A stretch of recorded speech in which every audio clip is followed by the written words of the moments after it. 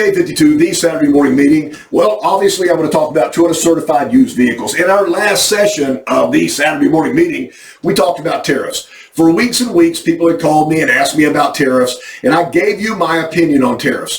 Biggest opinion is, if there's something out there that you can't do anything about, figure out a way to be able to profit, to be able to go above it, and increase your income and increase your livelihood. It's been done forever.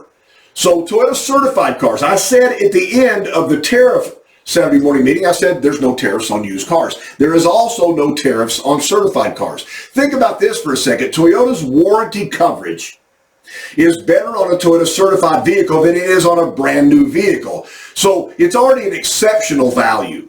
Let's talk about the difference. We do realize that people buy Toyotas everywhere but a Toyota store. It's interesting that with 6 million used Toyotas sold per year, that 5.1 million Toyotas are not sold at Toyota dealerships. Toyota dealerships account for 900,000 of the 6 million. So what we're doing is we're making everybody else money with our cars. And so what I want to do is I want to capture more of these cars, certify more cars, and now we have an option of gold or silver. So Toyota's made some wholesale changes. Let's talk about silver first. One of the biggest complaints about silver as it was launched is the car had to have 60,000 miles on it. So it had to be 60,000 miles or more. It could be 0 to 10 years old, up to 125,000 miles. But if you got a car that was 8 years old, that was garage kept, maybe grandma's car, it only had 38,000 miles on it, then you couldn't silver or gold certify that vehicle. That is going to change in the next couple of days.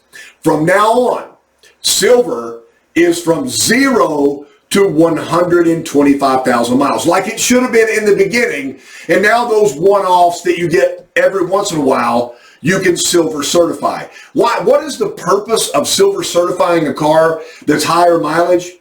Well, first of all, you're giving somebody a factory warranty, and then you're giving somebody roadside assistance. There's a Carfax performed on this. So we know that it is the most scrutinized, higher mileage Toyota that can be bought anywhere.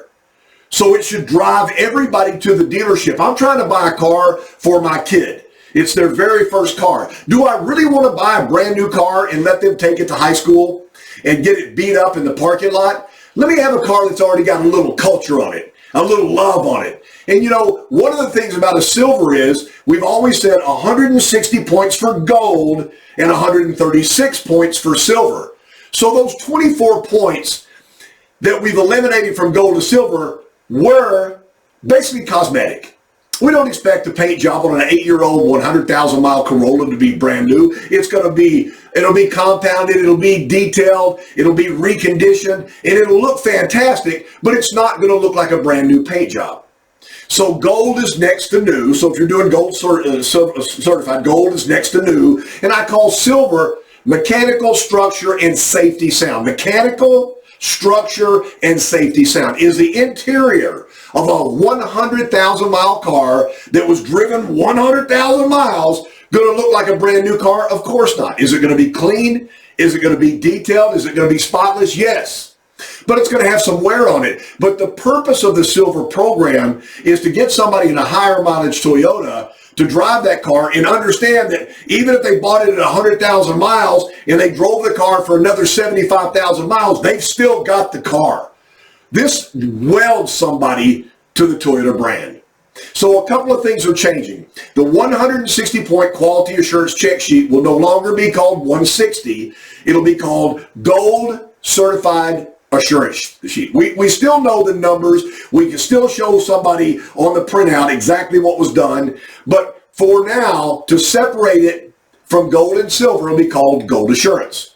The silver will no longer be a 136-point inspection. It'll be called Silver Certified. A little less complicated, and I don't know. The number really never made sense to me anyway.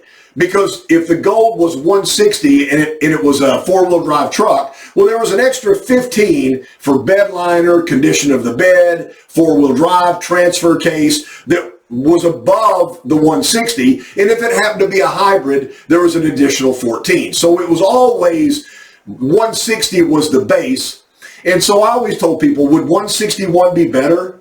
Would 159 not be as good? So now if a customer has a question about the gold assurance form, then you can sit down and sit there and go, if you're interested in tires, if you're interested in brakes, we'll start with number 10 on brakes, and then we'll start with the lower 40s, because all of these things will still be listed in categories. So drive, structure, mechanical, safety, and then also reconditioning will still be a part of the assurance form, but now it'll be less complicated. It's either gold assurance or silver assurance. And again, silver certified now can be from 0 miles to 125,000 miles, 1 to 10 years old.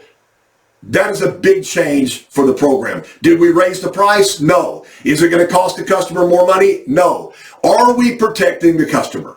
I'd like to finish by telling a little story that I think everybody out there shopping for a certified car really believes.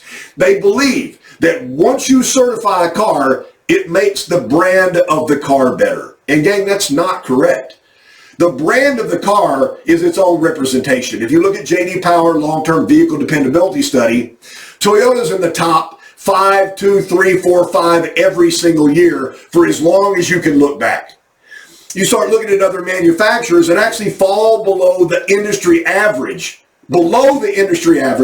for long-term dependability. Honda's one of them. You can do your own research. Look up J.D. Power VDS and look up the brand Honda.